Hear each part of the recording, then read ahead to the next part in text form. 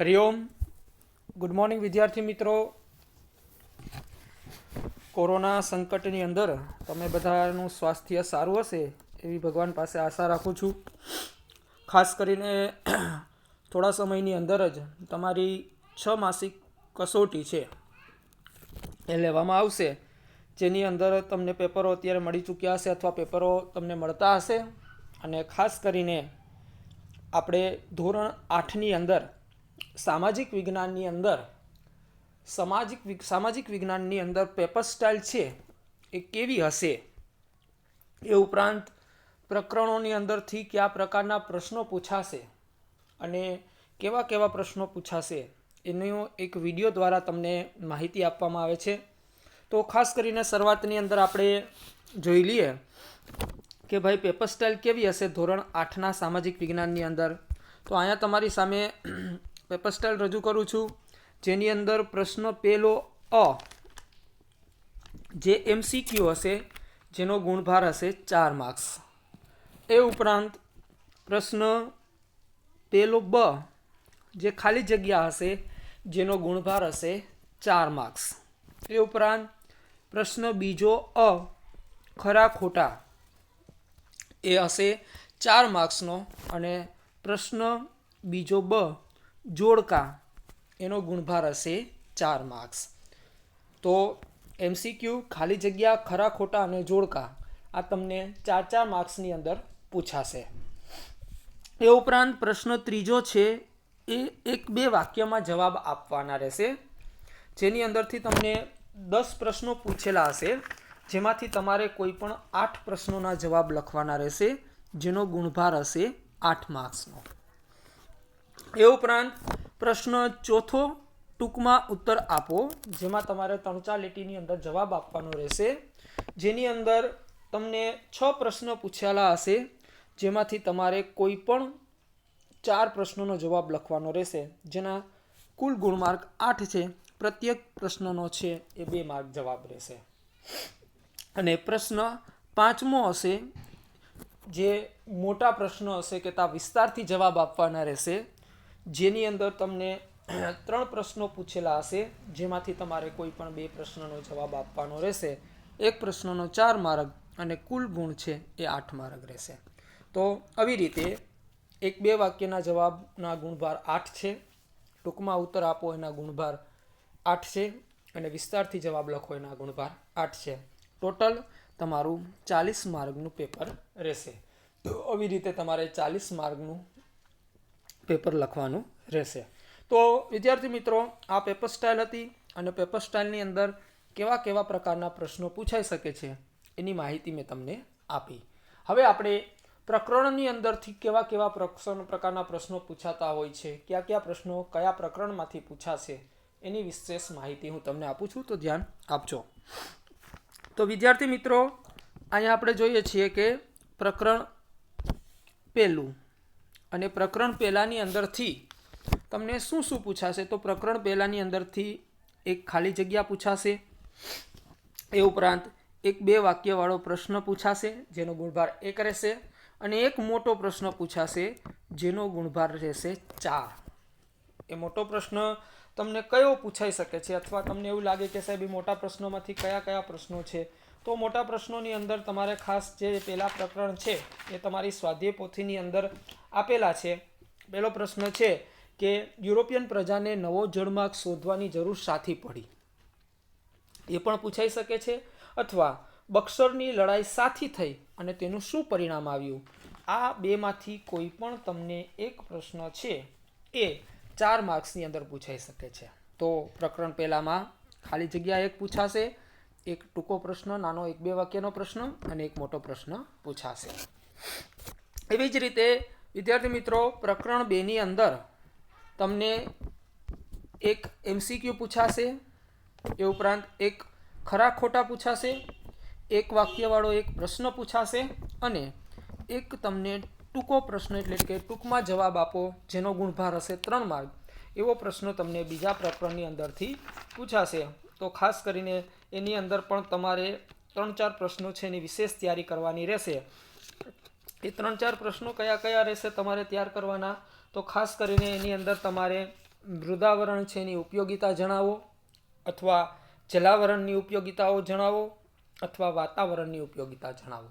આ ત્રણ પ્રશ્નોમાંથી કોઈ પણ એક પ્રશ્ન તમને પૂછાઈ શકે એમ છે, જે તમારે લખવાનો રહેશે, જેના ગુણભાર હશે 3 માર્ક. તો પ્રકરણ 2 માં એક MCQ, એક ખરા ખોટા, એક 2 વાક્યવાળો એક પ્રશ્ન અને એક 3 માર્કનો પ્રશ્ન પૂછાશે. ટૂંકમાં જવાબ આપો.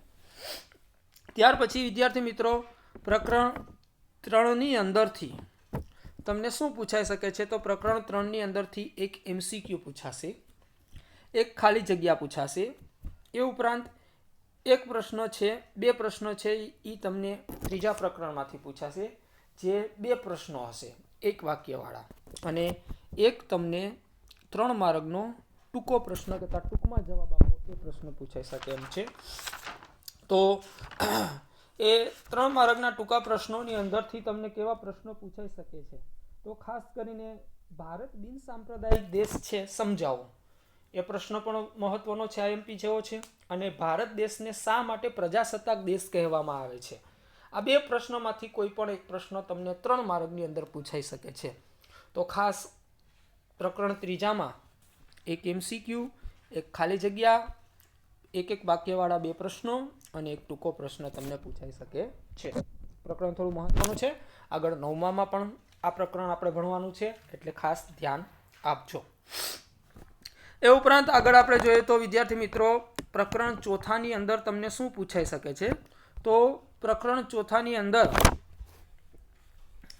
એક તમને MCQ પૂછાશે, એ ઉપરાંત એક ખાલી જગ્યા પૂછાશે, એ ઉપરાંત એક ખરા ખોટું પૂછાશે, એક પ્રશ્ન તમને એક વાક્યવાળો પૂછાશે, અને એક પ્રશ્ન તમને મોટો પૂછાશે કે ટૂંકમાં જવાબ આપો, જેના ગુણભાર છે 3 માર્ક્સ.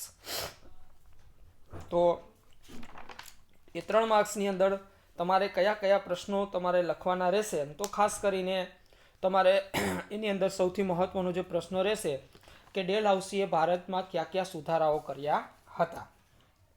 એ પ્રશ્ન થોડો IMP છે.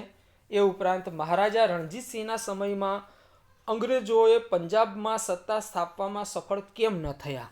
એ પ્રશ્ન પણ થોડો IMP છે. તો આ બંને પ્રશ્નોની તૈયારી કરજો, એમાંથી કોઈ પણ એક પ્રશ્ન તમને પૂછી શકે છે. તો પ્રકરણ 4ની અંદર એક MCQ, એક ખાલી જગ્યા, એક ખરા ખોટું, એક વાક્યમાં જવાબ અને એક 3 માર્કનો ટૂંકો પ્રશ્ન પૂછાઈ શકે છે. એ ઉપરાંત વિદ્યાર્થી મિત્રો, પ્રકરણ 5ની અંદર ખાસ કરીને તમને શું પૂછાશે? તો પ્રકરણ 5ની અંદર એક 3 માર્કનો ટૂંકો પ્રશ્ન પૂછાશે. એ ટૂંકો પ્રશ્ન છે એ ખાસ તમારે લખવાનો રહેશે. એની અંદરથી પૂર એટલે શું અને પૂરની અસર ક્યાં વધારે થાય છે? એ પ્રશ્ન પણ IMP છે. એ ઉપરાંત અનાવૃષ્ટિ એટલે શું? એ પ્રશ્ન પણ થોડો ઇમ્પોર્ટન્ટ છે. અને વાવાઝોડાની પરિસ્થિતિ ક્યારે સર્જાય છે? આ 3 પ્રશ્નો છે એની તૈયારી કરવાની રહેશે. એ 3માંથી કોઈ પણ એક પ્રશ્ન તમને પૂછી શકશે. તો પ્રકરણ 5માંથી એક 3 માર્કનો ટૂંકો પ્રશ્ન પૂછાશે, અને સૌથી મહત્વનું પ્રકરણ 5માંથી એક મોટો પ્રશ્ન પણ પૂછાશે, જેનો ગુણભાર હશે 4 માર્ક્સનો. અને પ્રકરણ 5માંથી એ મોટો પ્રશ્ન કયો પૂછાઈ શકે એમ છે? તો ખાસ કરીને પહેલો પ્રશ્ન જે રહેશે તમારે કે દુષ્કાળથી બચવા કયા કયા પ્રયત્નો કરવા જોઈએ? 5 મુદ્દા લખવાના રહેશે. એ પ્રશ્ન થોડો ઇમ્પોર્ટન્ટ છે. અને બીજું કે જ્વાળામુખી વિસ્ફોટથી લાભદાયી અસરો જણાવો, કે જ્વાળામુખીની લાભદાયી અસરો કેવી હોય છે? તો આ પ્રશ્ન 2 છે, એમાંથી કોઈ પણ એક પ્રશ્ન તમને 4 માર્ક્સની અંદર પૂછી શકે છે. તો પ્રકરણ 5 છે થોડું મહત્વનું છે, જેમાંથી 3 માર્ક અને 4 માર્કનો એક પ્રશ્ન પૂછાશે. તો ખાસ પ્રકરણ 5ની પણ તૈયારી કરજો. એ ઉપરાંત વિદ્યાર્થી મિત્રો, પ્રકરણ 6ની અંદરથી કેવું પૂછાશે? તો પ્રકરણ 6માંથી એક MCQ હશે, એક ખરા ખોટા હશે, અને એક 4 માર્કના જોડકાનો પ્રશ્ન હશે.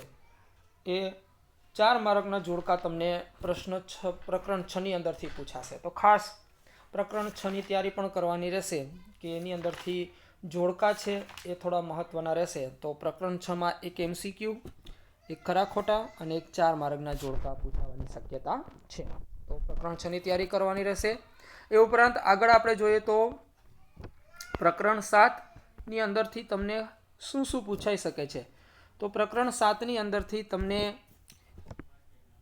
એક વાક્યવાળા 2 પ્રશ્નો પૂછાઈ શકે એમ છે, અને એક પ્રશ્ન તમને 3 માર્કનો કે ટૂંકમાં જવાબ આપો એ પૂછાઈ શકે છે પ્રકરણ 7ની અંદરથી.